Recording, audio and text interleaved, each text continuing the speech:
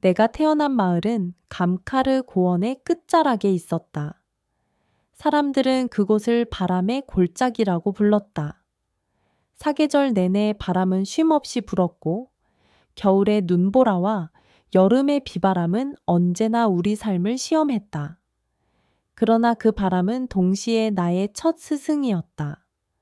바람은 나에게 자유가 무엇인지, 그리고 그 자유가 얼마나 멀리 있는지를 일깨워 주었다. 나는 체린, 아버지가 직접 지어준 이름이었다. 맑은 강물처럼 흐르라는 뜻을 담고 있다고 했다. 어린 시절에 나는 그 이름처럼 순하고 고요한 아이였다. 언니가 일찍 시집간 뒤로 나는 어머니 곁에 남아 집안일을 도왔다. 아침이면 어머니와 함께 보리를 빻고 낮에는 양을 몰아 언덕으로 올려 보냈다. 저녁이면 아궁이에 불을 지피고 버터차를 끓이며 하루를 마쳤다. 내가 18살이 되던 봄, 내 운명을 바꿀 사람들이 우리 집을 찾아왔다. 세 형제였다. 마디 텐지는 30살 가까운 나이로 묵직한 어깨를 가진 사내였다. 둘째 로담은 28로 날카로운 눈빛과 재빠른 말솜씨로 마을 사람들에게 두려움과 존경을 동시에 받았다. 막내 쿤상은 24으로 아직 순박함이 남아 있었고 웃을 때 보조개가 깊게 패였다. 그들이 온 이유는 분명했다. 나를 세 형제의 아내로 맞이하기 위해서였다. 마을에서는 오래전부터 다부제가 이어져 왔다. 척박한 땅에서 재산을 나누지 않고 가문을 지키기 위해 한 여인이 형제 전체의 아내가 되는 관습이었다. 그러나 나는 그 관습을 두려워했다. 아버지가 내 앞에 앉아 단호히 말했다. 체리나, 네가 희생해야 한다.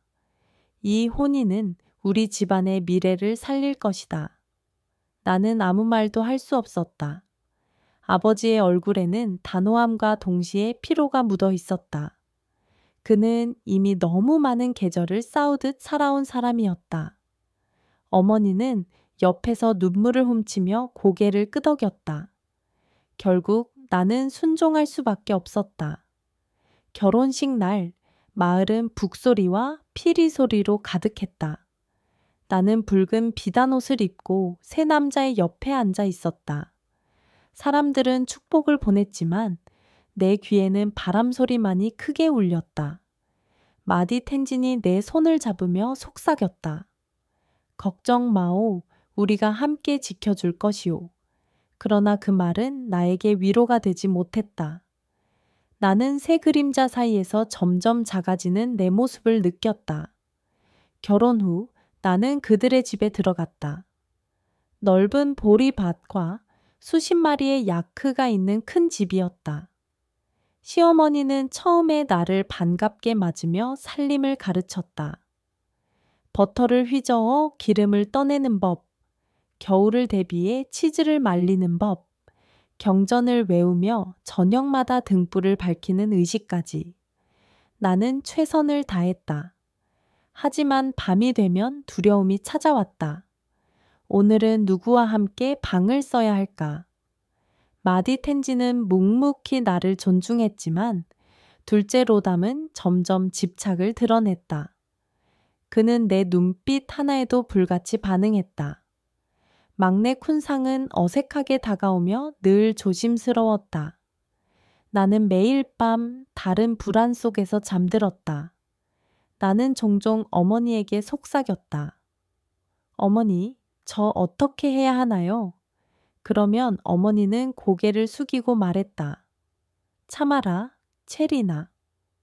여자는 운명을 거스를 수 없다.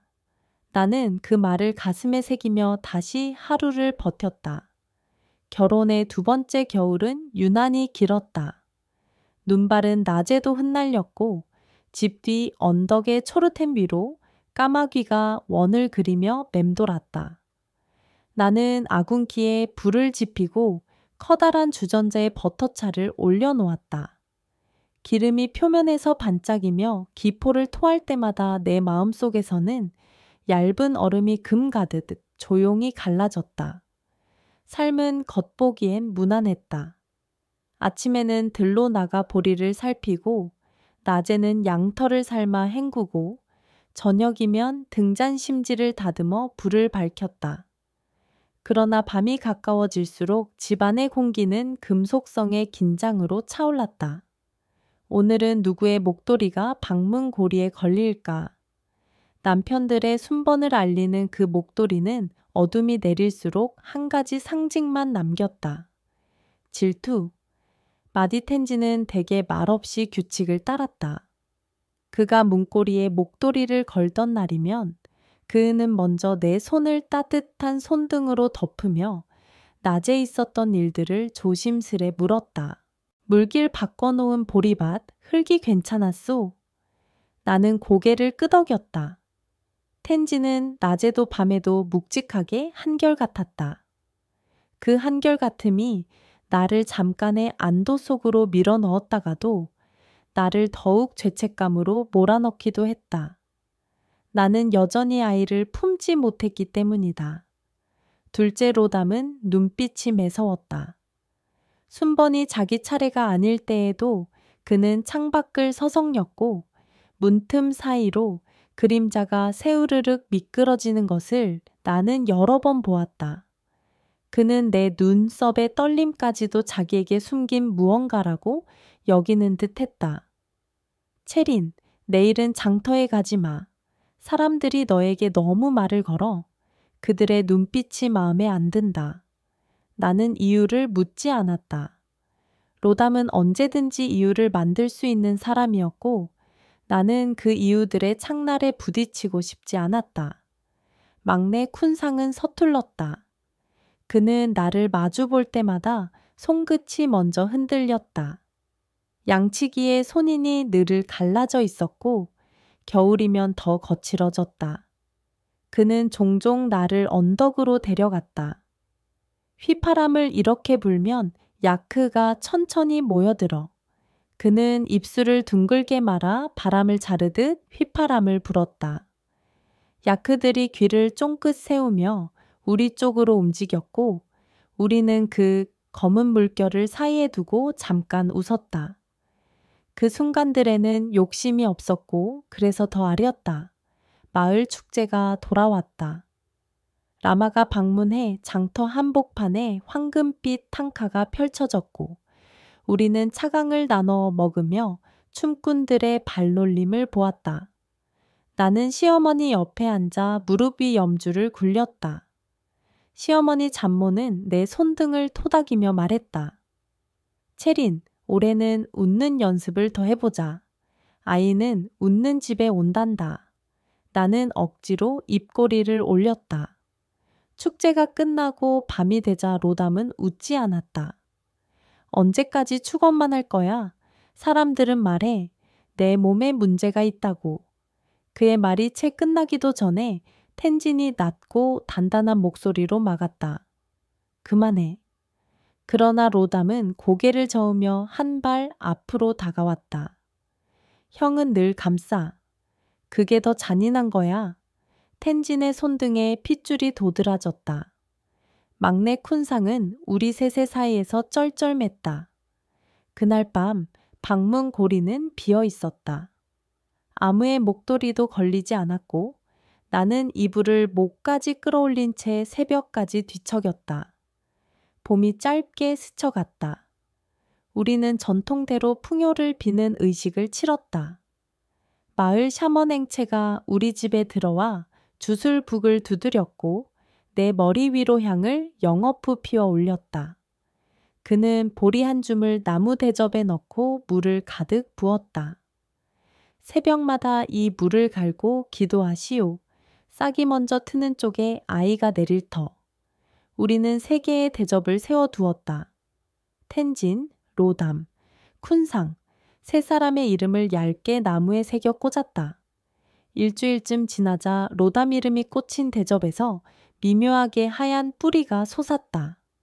모두가 한숨을 내쉬는 상대였다. 그날 밤 로담은 문고리에 목도리를 내걸지 않았다. 그는 내 방 앞에 오래 서 있었다. 이제 네가 핑계 댈 건 없겠지. 그는 그렇게 말하고 돌아서 갔다. 뿌리가 길게 자랄수록 내 속의 어둠은 더 길어졌다. 그러나 생명은 여전히 내게 오지 않았다. 여름 장마가 시작되기 직전 시어머니와 남편들은 조용한 결의를 가졌다. 우리는 작은 방에 둘러앉았다. 시어머니 잠모가 처음으로 내 눈을 오래 바라보았다. 체린, 너를 탓하려는 게 아니다. 그러나 가문은 이어져야 한다. 텐지는 눈을 감았고 쿤상은 입술을 깨물었다. 로단만이 날카롭게 정면을 응시했다.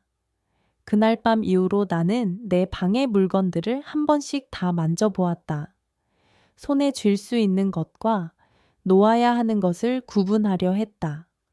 그러나 어떤 것도 쉽게 구분되지 않았다. 그로부터 한 달 뒤 새로운 젊은 여인이 집으로 들어왔다. 그녀의 이름은 련첸.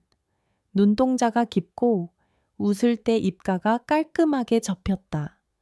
손은 작고 빨랐으며 말은 단정하고 분명했다. 처음 며칠 동안 나는 련첸에게 살림을 가르쳤다. 버터를 휘젓는 속도, 치즈를 말리는 간력, 보리 반죽의 손님. 그녀는 금방 익혔다. 그리고 나보다 더 잘했다. 저녁이면 우리는 나란히 앉아 등잔심지를 가늘게 다듬었다. 련체는 조심스레 물었다. 언니, 이 집은 좋은 집인가요? 나는 잠시 생각하다가 고개를 끄덕였다. 바람이 많지만 비탈이 넓어. 비탈이 넓으면 끝내 길도 넓어져. 말해놓고 나도 잘 모를 비유라고 생각했다. 련체는 그 말을 기억하는 듯 했다. 어느 날 그녀는 내게 작은 청동 거울을 건넸다. 언니 거울이 없잖아요. 나는 그 거울로 내 얼굴을 오래 들여다보았다. 어딘가에서 황소가 울었고 집에 석가래가 반음 높게 삐걱댔다. 련첸이 들어온 지 6달쯤 지나서 그녀는 입덧을 시작했다. 낮에는 허리가 끊어질 듯한 구토를 참았고 밤이면 조용히 기도를 올렸다. 그녀의 두 손을 감싸쥐고 있으면 따뜻한 물결이 전해졌다. 어느 날 밤 련체는 내 무릎에 머리를 얹고 귀엽게 투정했다. 언니, 아기 이름은 누가 지어요? 나는 웃으며 말했다. 태어나고 나서 얼굴을 보고 지어.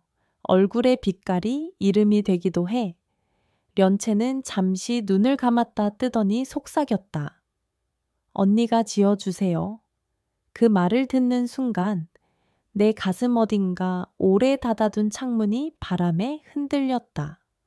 아이들이 태어나는 날 집은 이른 아침부터 분주했다. 시어머니는 뜨거운 물을 데워놓고 나는 깨끗한 천을 수십 장 삶았다. 텐지는 말없이 마당을 쓸었고 쿤상은 장터에서 향과 버터를 더 사왔다. 로담은 집 안팎을 어슬렁거리며 잠깐마다 기침을 했다. 그 기침은 초조와 기대의 다른 이름이었다. 새벽과 아침의 경계에서 련체는 힘을 다했고 낮의 한복판에 작은 울음이 솟구쳤다. 그 목소리는 얇은 은사 같았고 그 은사는 방 안의 공기를 단숨에 묶어버렸다. 모두가 울었다. 나도 울었다. 기쁨이 아니라 안도였는지 슬픔이 아니라 체념인지 구분할 수 없는 울음이었다. 련체는 기진한 미소로 내 손을 찾아 쥐었다. 언니, 얼굴 좀 봐요. 이름. 나는 아이의 이매에 손바닥을 얹었다. 따뜻했다. 아주 작고 뜨거웠다. 람덴. 입술이 먼저 이름을 골랐다. 지혜로운 빛이라는 뜻이라고 나는 덧붙이지 않았다. 련체는 고개를 끄덕이며 다시 눈을 감았다.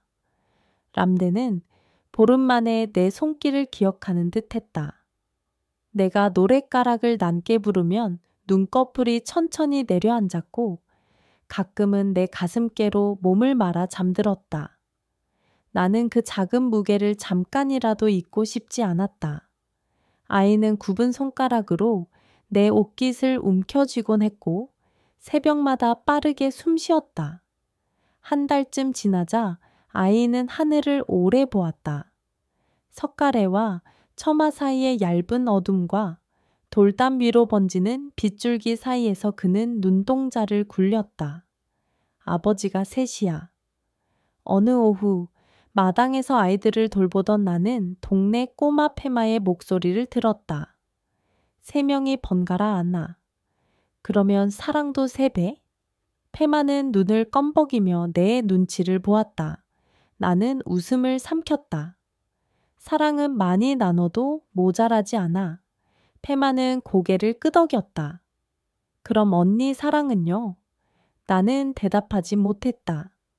그 질문은 너무 정확해서 대답할 경우 내가 무엇을 잃어버렸는지 다시 확인해야 했기 때문이다. 아이들의 세계는 어른들의 세계보다 단순하면서도 정확했다. 장터 옆 작은 글방에서 글을 깨우치는 아이들에게 나는 가끔 이야기책을 읽어주었다. 2개의 강이 만나 바다가 된다. 그러면 페마가 손을 들었다. 우리 람대는 3강이 만나 생긴 거야. 아이들이 웃었다. 뒤쪽에 앉아있던 도르지가 덧붙였다. 아버지가 많으면 싸움도 많아. 도르지는 어떤 날은 2눈 밑이 퉁퉁 부어 있었다. 그의 집에서도 목걸이는 매일 밤 문고리를 바꾸어 걸릴 것이다. 나는 작은 휴지에 뭔가 그려 보였다. 한 장에는 3개의 줄이 합쳐져 하나의 굵은 줄이 되는 그림. 다른 장에는 그 굵은 줄에서 다시 실오라기가 분화되어 풀밭으로 나아가는 그림. 봐, 모이는 길도 있고 흩어지는 길도 있어. 둘 다 길이야. 아이들은 고개를 끄덕였고 그날의 글씨는 이상하게 또박또박했다. 그럼에도 집안의 밤은 더 어두워졌다. 로담은 람데네의 눈썹 모양에서 자신을 찾으려 했고 텐지는 아이의 손가락 길이에서 자신의 아버지를 회상했다. 쿤상은 사소한 옷고름 하나에도 오래 마음을 쏟았다. 누군가의 사랑은 종종 다른 누군가의 의심과 겹쳐 앉았다. 나는 점점 방 한켠으로 물러났다. 련체는 내 손을 부여잡고 속삭였다. 언니, 나 혼자 두지 마요. 나는 웃으며 고개를 저었다. 우리는 혼자가 아니야. 그 말은 위로처럼 흘렀지만 실은 스스로에게 하는 다짐에 가까웠다.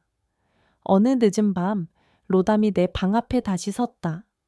그의 숨은 짧고 거칠었다. 람덴이 누구 아들인지 그게 왜 그렇게 중요해? 네가 정답이라도 갖고 있어. 나는 문을 조금 더 열었다. 바람이 틈으로 스며들었다. 정답이 아니라 그냥 길이겠지. 로담은 씩 하고 웃었다. 길은 내가 정해. 그는 문고리를 움켜쥔 채 한동안 움직이지 않았다. 그 손이 천천히 놓일 때까지 나는 숨을 얕게 몰아쉬었다. 어느 초가을 새벽 장독대에 앉아있던 나는 날이 밝아오는 속도로 내 마음이 식어간다는 것을 알았다. 나는 빛이 아니라 그림자 쪽으로 조금씩 움직이고 있었다. 련체는 그 사실을 먼저 알아차렸다. 그녀는 내 옆에서 조용히 말했다. 언니, 언니가 출가한다면 나 이해할게. 나는 고개를 저었다. 그러나 그 부정은 결심의 예고에 가까웠다. 그해 겨울은 다시 유난히 길었다. 람데는 2 손으로 벽을 짚고 일어서기 시작했고 련첸의 뺨에는 젖은 잠이 덕지덕지 붙어 있었다. 시어머니는 염주를 더 자주 굴렸다. 나는 등잔불 앞에서 오래 앉아 있었다. 등잔의 불꽃이 작게 흔들릴 때마다 나는 내 안의 마지막 불씨를 살폈다. 꺼뜨릴 것인지 살릴 것인지. 어느 날 밤 바람이 낮게 울었다. 나는 비로소 답을 알았다. 나는 떠나기로 했다. 누군가에게서 도망치려는 것이 아니라 나 자신에게 돌아가기 위해. 떠나는 날 새벽, 집은 깊은 잠에 빠져 있었다. 발자국 소리가 나지 않도록 천천히 걸었다. 내가 가진 것들은 많지 않았다. 얇은 옷 몇 벌, 낡은 불경 한 권, 련첸이 주었던 작은 청동 거울, 그리고 내가 지은 이름 하나 람덴. 그 이름을 마음 주머니에 넣어두고 싶었다. 문지방을 넘을 때 어둠은 내 발목을 한 번 붙잡았다 놓았다. 나는 뒤돌아보지 않았다. 뒤돌아보았더라면 나는 다시 그 집의 돌담이 되었을 것이다. 돌담은 의젓하고 튼튼하지만 제자리에서 한 발짝도 움직이지 못한다.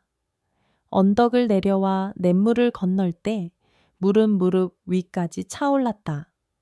지난밤 눈이 녹아 물길이 거셌다. 나는 도르래처럼 허리를 숙여 중심을 낮추고 조심스럽게 건넜다. 물은 차갑고 맑았다. 발바닥의 감각이 되살아났다. 발 뒤꿈치, 발날, 발가락.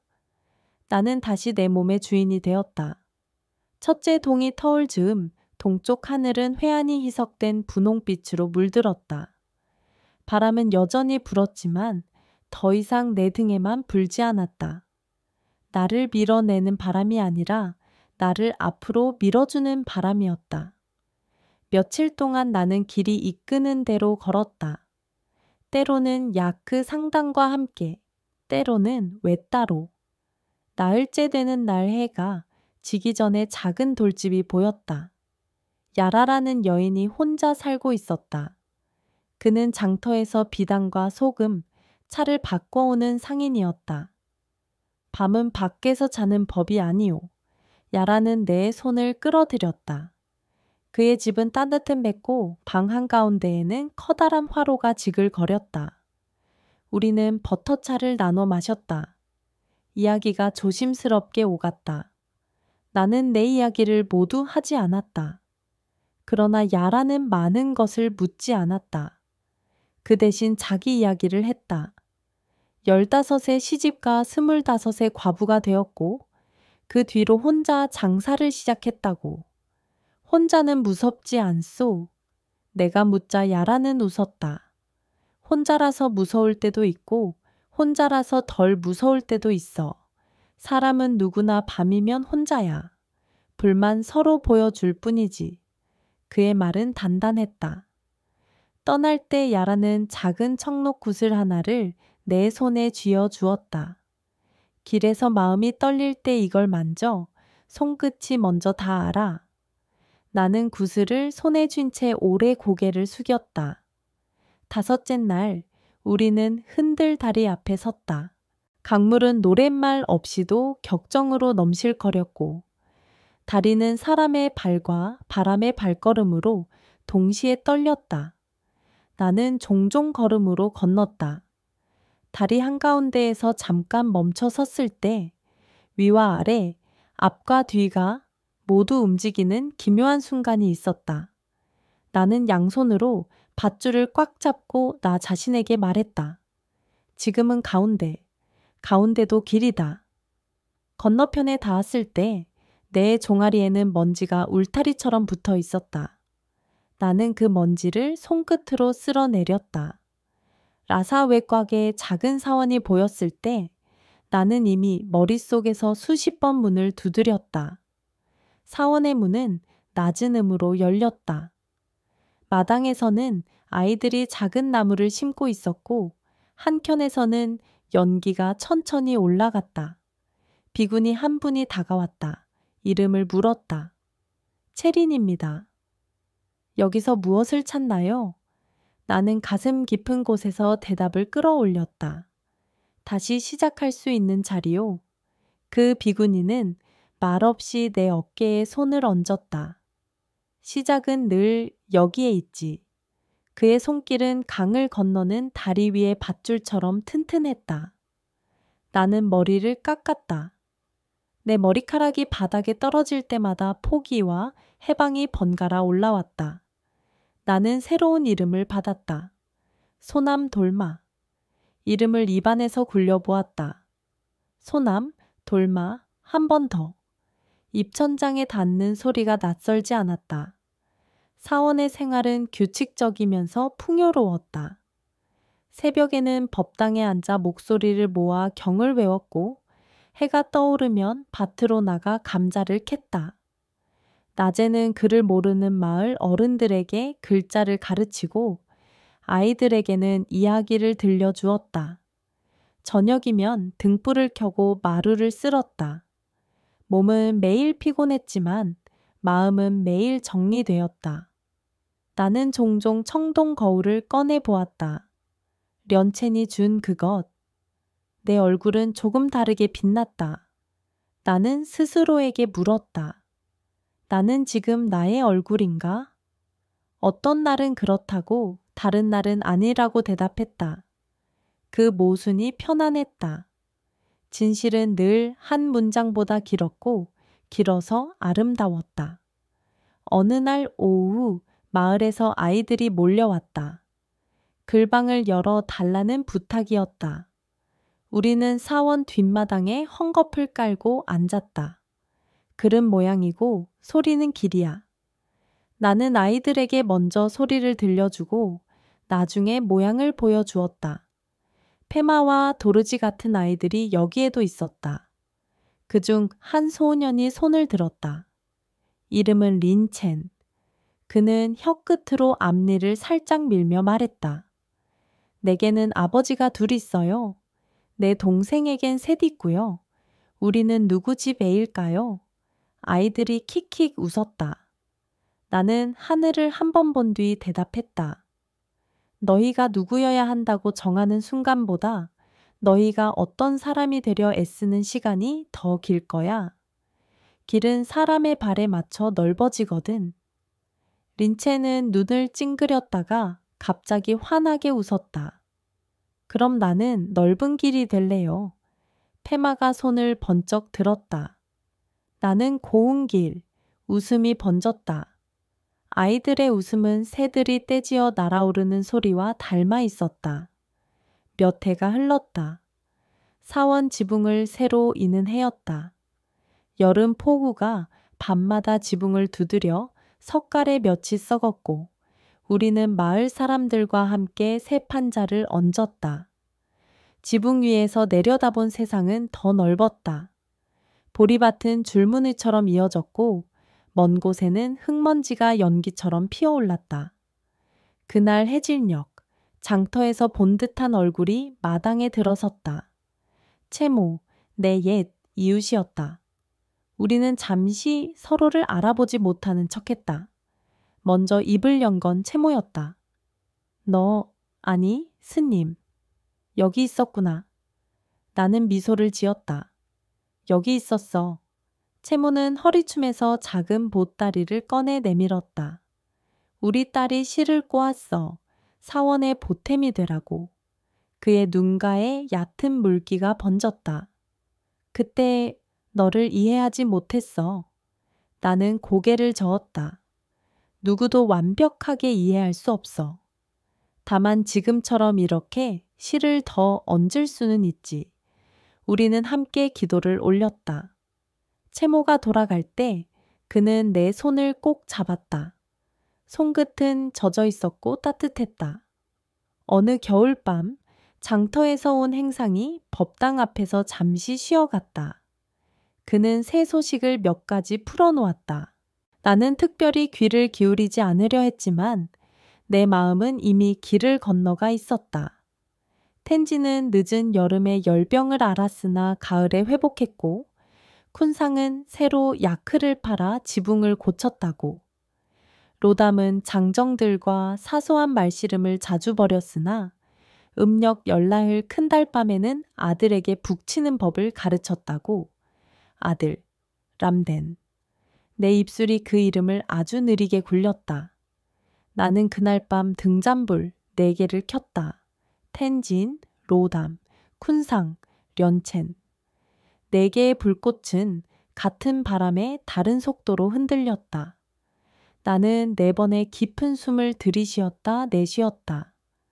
누군가를 용서한다는 건 대개 먼저 자기 자신을 용서하는 일이라는 것을 그날 밤 나는 알았다. 아이들이 자라는 속도는 계절의 속도와 비슷했다. 어느 봄, 린첸이 나에게 물었다. 스님, 사람은 왜 떠나요? 나는 대답 대신 작은 돌을 3개 세우고 그 옆에 4번째 돌을 놓았다. 3개의 돌이 서로 기대 서 있네. 그런데 4번째 돌은 조금 떨어져 서 있어. 저 돌은 떠난 걸까? 제자리에 선 걸까? 린체는 잠시 돌들을 번갈아 보다가 말했다. 둘 다요? 나는 웃었다. 그래, 둘 다. 페마가 끼어들었다.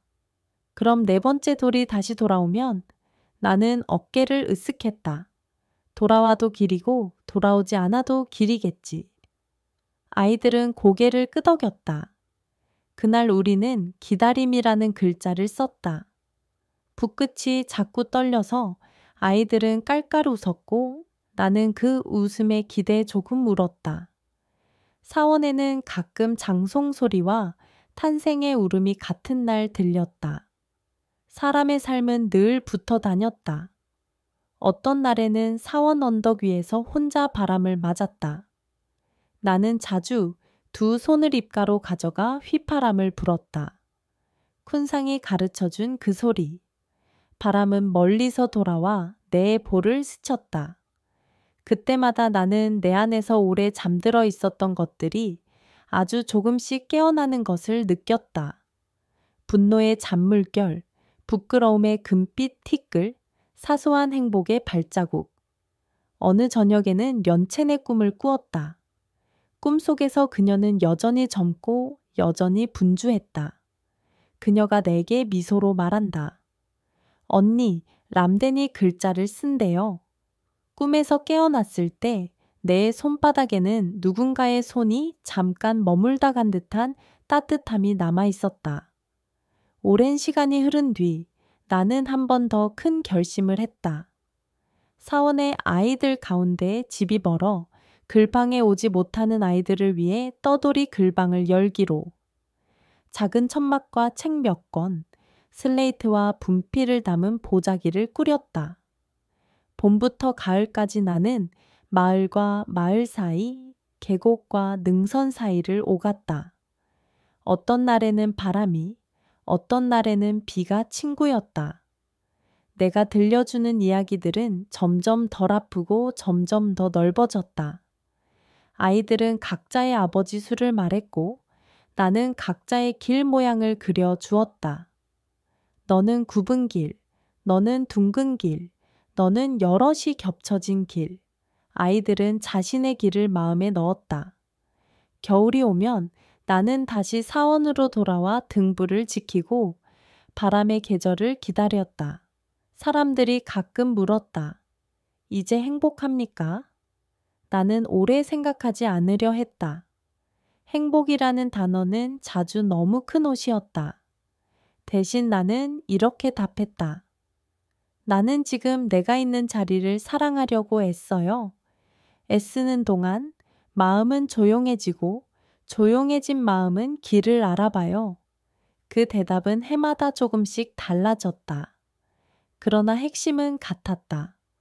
나는 누구의 아내도 며느리도 아니었다. 나는 나였다. 이름은 소남 돌마였지만 내 안에는 체린이 여전히 살았다. 그 둘은 싸우지 않았다. 서로를 부축하며 걸었다. 마지막으로 장대비가 쏟아지던 어느 여름밤, 법당 천장에서 빗물이 한 방울 뚝 떨어졌다. 나는 그 물방울을 손바닥으로 받았다. 물은 차갑고 깨끗했다. 앞으로도 많은 것들이 흔들릴 것이다. 사람의 마음도 집의 지붕도 믿음도 회의도.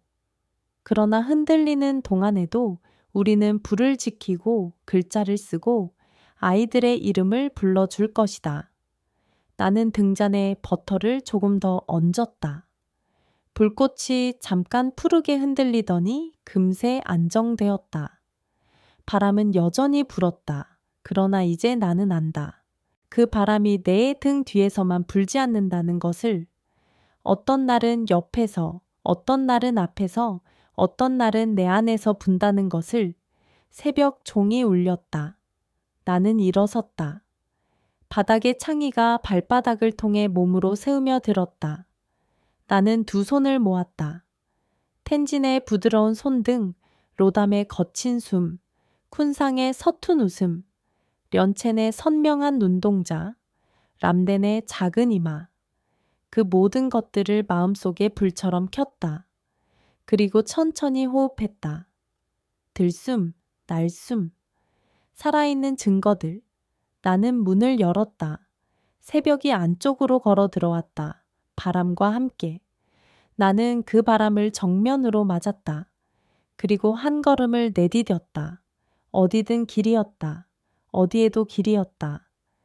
나는 내가 걷는 자리에 작은 불빛 하나를 남기기로 했다.